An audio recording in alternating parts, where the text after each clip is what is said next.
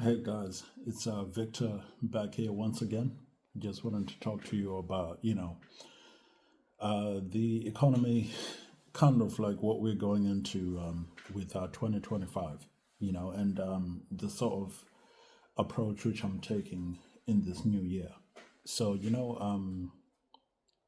there is a lot of uncertainty at the moment, with the art market. A lot of not just with the art market, but overall with the economy itself. A lot of people are struggling. You know, you've got all sorts of issues going on, but particularly with the art world, it feels like when there's economic uncertainty, a lot of people pull back. A lot of is art has always been sort of a luxury.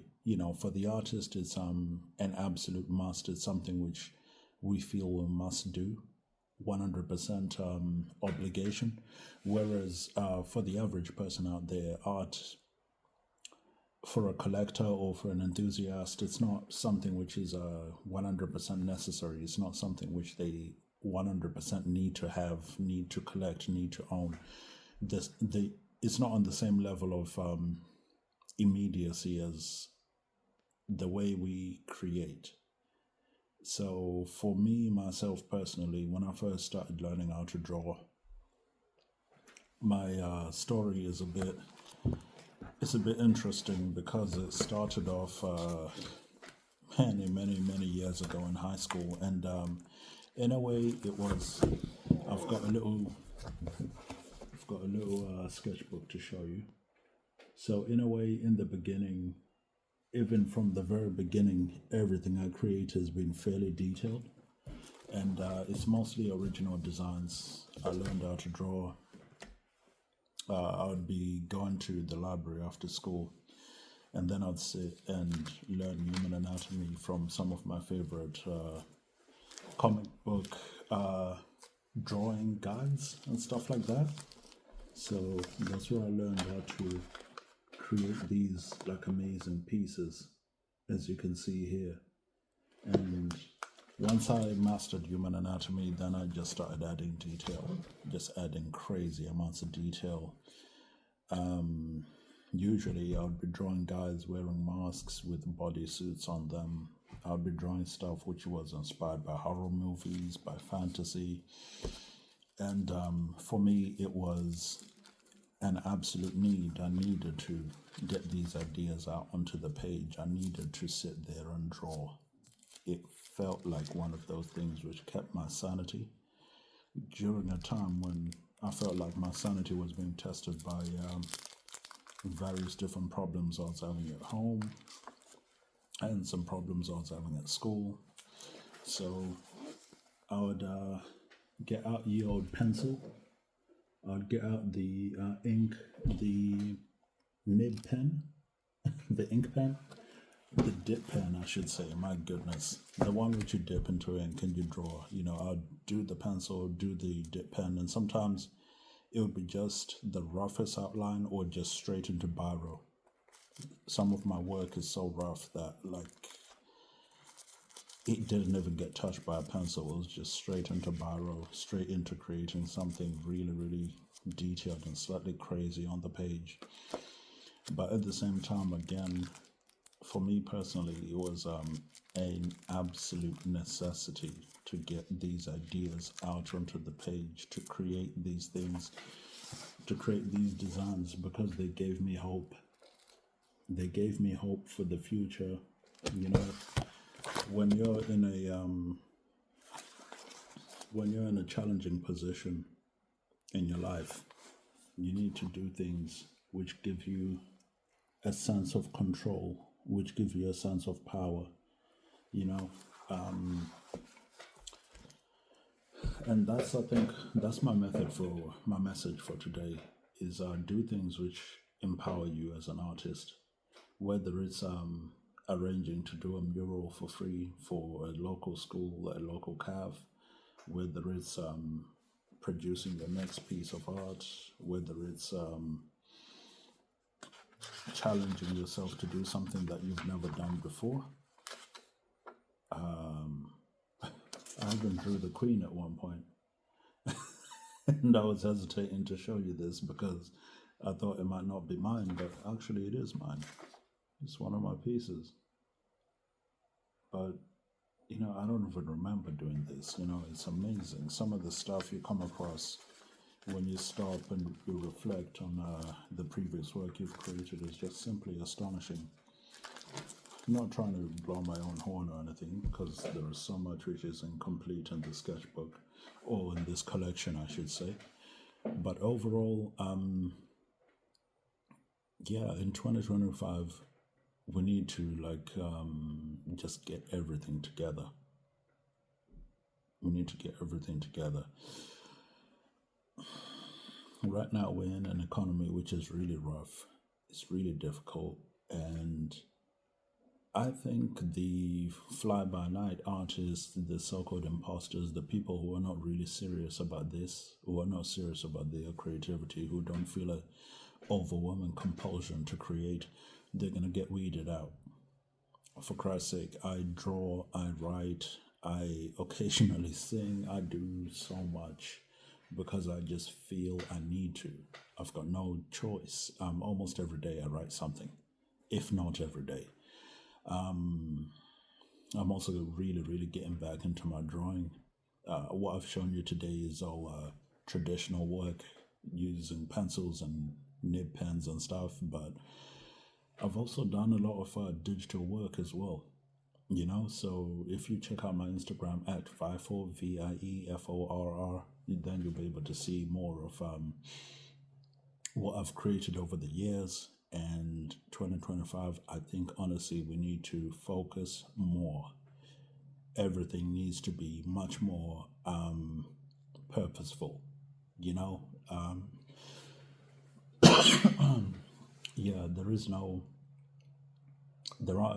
There is less and less and less room for excuses as the years go on. So need to achieve some things because there's more than enough. There's more than enough of the pie available. There's more than enough money in London. There are so many rich people. There are so many wealthy people, middle class, who have got the spare funds to purchase a piece of art for £400 or £1,000 without even really hesitating or thinking twice about it.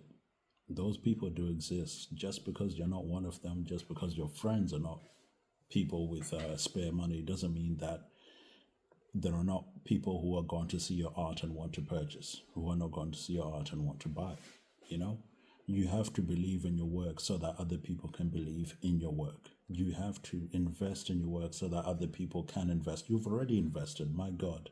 If you've got pieces of art ready to exhibit, you've already invested an amount of time, and that time equates to money. So you've already invested an amount of time and money into your work. It's time for you to get some reward back for that. That's my thinking. That's what allows me to work on VVA and to put on exhibition after exhibition. Currently, we've done 18 exhibitions so far, although I'm mostly going to try and focus on Vieforr with this particular YouTube channel, showing you my art, talking about my processes and stuff like that. But from time to time, I will also mention VVA because it's something we are also working on as well. So overall, it's a great opportunity. It's a great time. There are people out there who will 100% invest in you after you've invested in your art. But your art has to look good. It has to be good. It has to be, worthwhile. If you're busy putting a microphone into a shoe and then calling that art, then don't expect anyone to pay £1,000 for that. And I have seen that in an art gallery, believe it or not. I've seen one particular exhibition I went to. There was a guy, he was doing a performance piece, and it was like one of the most surreal moments I've ever had in the art world where I thought to myself, is this person being serious or are they trolling us, trolling the whole place, the whole venue? It was hard to tell. But at the same time, what's not hard to tell is art which is really, really good and which really resonates with people. We know what's beautiful and we know what's not. And, I think 2025, if as things get harder, as certain demographics have got less money to spend, we all have to become more discerning. We all have to become more careful with our purchases when it comes to art, when it comes to things which nurture our spirit. And I think as well, if you consider yourself a true artist, now is the time to maybe explore new and different ways of getting the word out there, getting your name out there, getting more visibility for your art. If you haven't done it before, learn how to market, learn how to talk about your work. I mean, dude, like the opportunities are endless, but at the same time, you're the one in charge, you're the one in control, you're the one who makes the choice. So it's up to you as an artist. Until you get gallery representation, you're on your own. You're on your own.